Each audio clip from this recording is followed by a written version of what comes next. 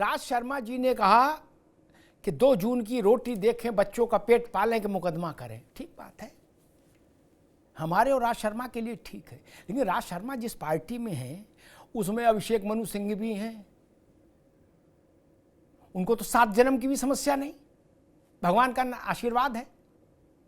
सिब्बल साहब हैं, उनको भी 7 जन्म 70 जन्म की कोई समस्या नहीं। चिदम्बरम साहब हैं, उनको भी समस्या नहीं।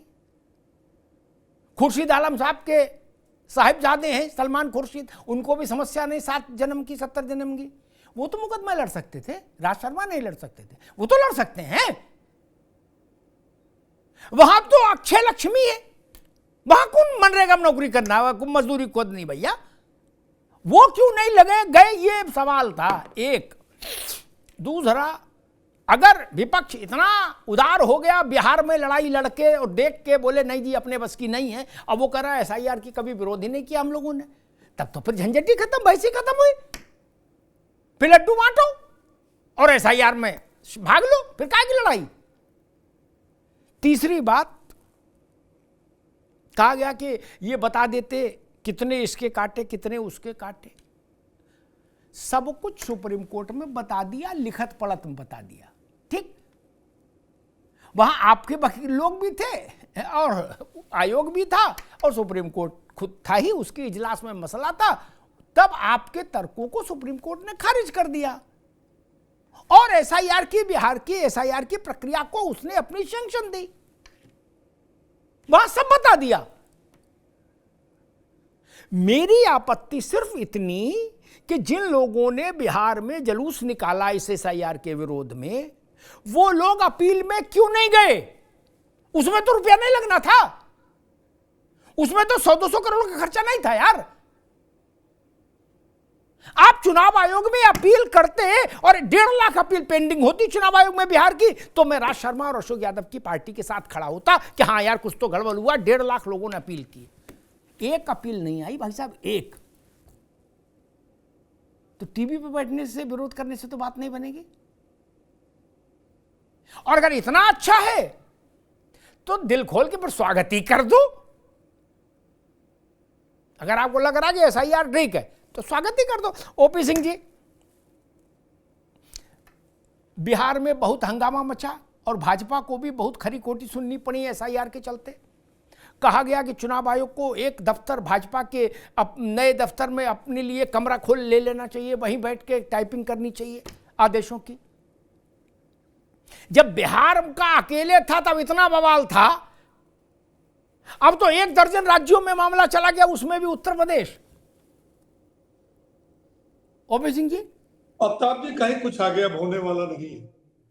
23 सितंबर को चुनाव आयोग ने बिहार के 7.5 करोड़ मतदाताओं की सूची जब वेबसाइट पर लोड किए और मैनुअल दिया और उसके बाद चुनौती भी दी कि अगर हमारा SIR गलत हो तो मैं चुनौती देता हूं, उस दिन से विपक्ष की बोलती बंद हो गई। गांव की एक कहावत है, नाचन न आवे आंगन टेढ़ा। हम आप पत्रकारिता किए देख चुके, ये जहां जहां जीतते हैं चुप, एकदम बढ़िया, हमने जीता, हमारा नेता जीता और बीजेपी हार गई। लेकिन जहां ये हार गए, इनका अगर एक सुर हो तब तो ठीक है, हर बार बदलता है। पहले EVM, अब देखा कि वो नारा पिट गया, जनता का ध्यान नहीं जा रहा, तो कहा चुनाव आयोग।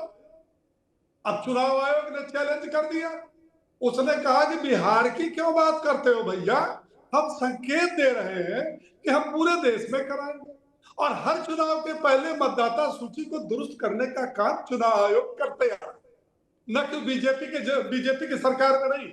जब वो शुरू हुआ था तो ये काम कांग्रेस के जमाने में शुरू हुआ था, तब बीजेपी नहीं थी, तब ठीक था। 2024 में अशोक यादव की बल्ले बल्ले, कहा ठीक है चुनाव आयोग भी ठीक है, EVM भी ठीक है। लेकिन 2022 में जब हारे तो सीधे सीधे कहा कि चुनाव आयोग ने बीजेपी के 15 प्रमुखों से मिलकर के सबका नहीं, केवल यादव और मुसलमानों का 20-20 हजार वोट हर विधानसभा में काट दिया, सर समाज की बात करने वाले। और तब उसमें पीडीए में तब एमवाई था। तो आप ये बताइए कि क्या जनता इस पर, इनके बातों पर भरोसा करेगी? अरे उस समय तो हमने ये भी सुना था, कुछ छोट भैये नेताओं ने कहा कि अगर एसआईआर हुआ तो मैं चुनाव में भाग लेना बंद कर दूंगा, मतलब चुनाव का मैं बहिष्कार करूंगा। अब देखिए इनकी बड़ी दीदी ममता दीदी, बड़े मियाँ तो बड़े मियाँ, छोटे मियाँ वो आज की तारीख में धमकी दे रही है कि बंगाल में एसआईआर मैं नहीं होने दूंगी। क्यों नहीं होने दूंगी ये बताने की जरूरत नहीं है। और पूरे भारत में एसआईआर की सबसे ज्यादा अगर जरूरत है तो तमिलनाडु, केरल और पश्चिम बंगाल का जो हो रहा है उसमें पश्चिम बंगाल का होना जरूरी। और ये राज शर्मा कह रहे हैं कि आपने 4 नाम काटा।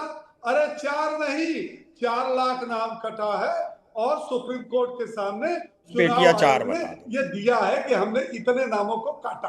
अरे ये 4 कौन घूस सा नाम बेटियां कटे बताओ हैं बस। जो इस देश ज्यादा के नहीं नागरिक चाहिए। नहीं है, जो मर चुके हैं, जो 2-2 जगह मतदाता सूची में है और गलत तरीके से है।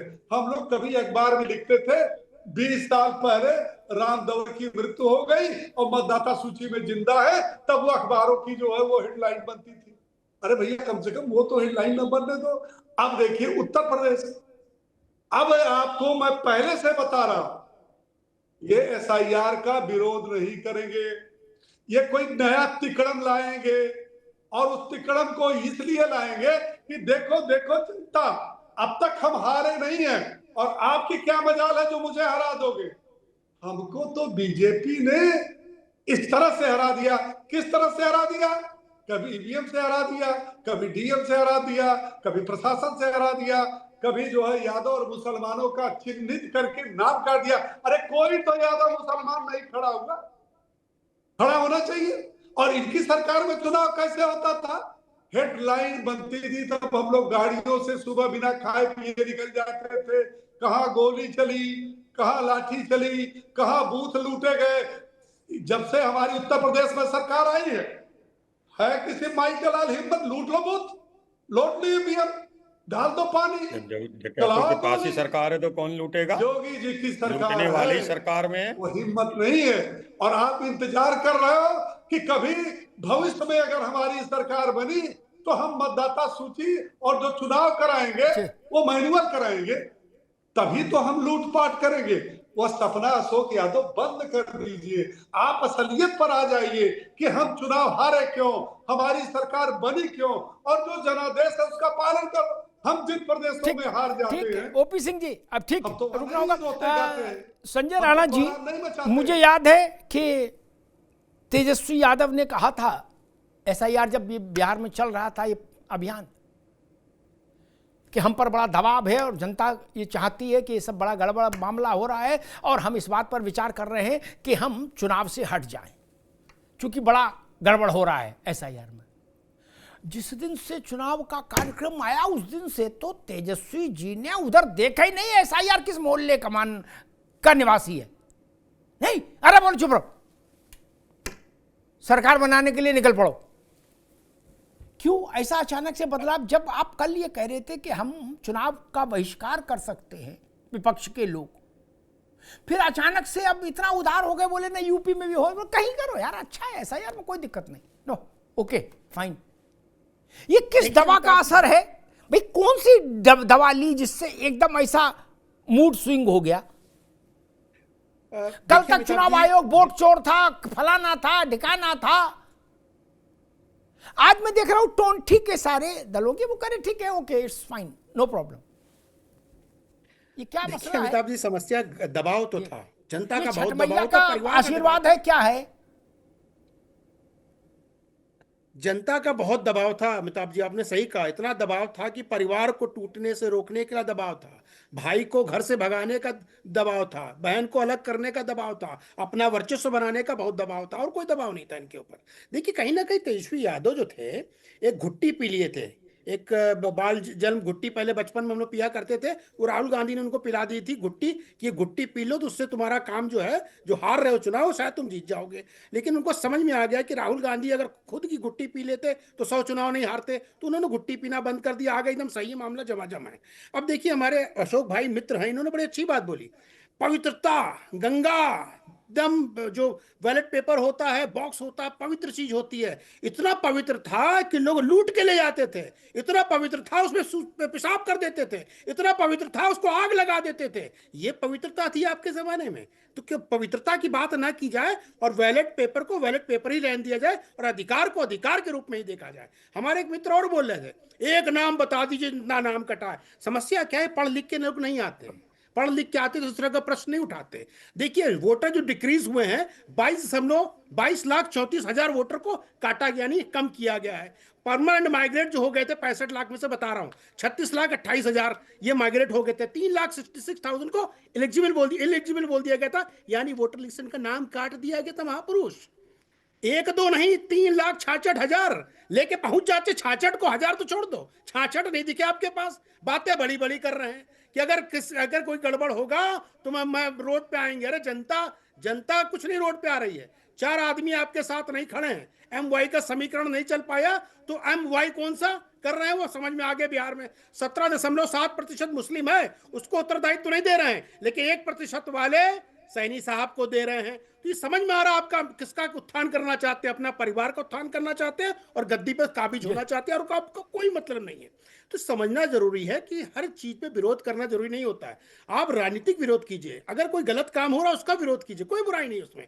लेकिन ये बोल देना कि फलाने चीज गड़बड़ हो रहा है, संस्थानें गड़बड़ हैं। अरे इंदिरा गांधी से जुड़ाओ क्या? अमिताभ जी यहाँ पे बैठे हैं कि किसको जिसके एलिजिबल नहीं था वो भी बन जाता था। 2 इलेक्शन कमीशन थे, एक मंत्री बन गया था, एक सांसद बन गया था, और पैसा की बात हो रही थी। भैया जनता से पैसे तो विराट में, INS विराट में जो पिकनिक मनाने आप ही के नेता जाते थे ना, हम तो नहीं गए, या मोदी जी तो नहीं जाते उसमें पिकनिक मनाने के लिए। तो जनता की पैसे की भी बात मत करिए और अपने गिरबान में झांक के देख लीजिए कि आपने तो इलेक्शन कमीशन हो या कोई भी संस्था हो उसका दुरुपयोग कैसे किया था। दुरुपयोग अगर पहले ना होता तो दुरुपयोग आज तो हो ही नहीं रहा। जनता के सामने ठीक है संजय transparency राणा, है। ठीक है। Everything अशोक digital, यादव जी, सब एक कुछ संख्या संजय राणा ने बताई